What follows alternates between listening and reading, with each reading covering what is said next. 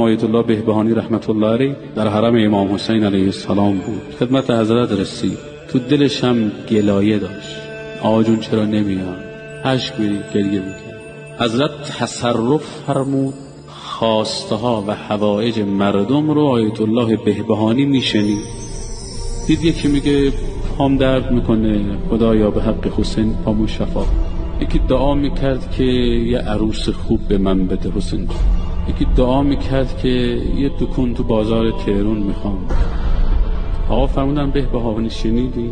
یکیشون منو نخواستن. بهبهانی اینجایی که دعا مستجاب است، یکی از اینا نگفت خدایا مهدی فاطمه رو برسون.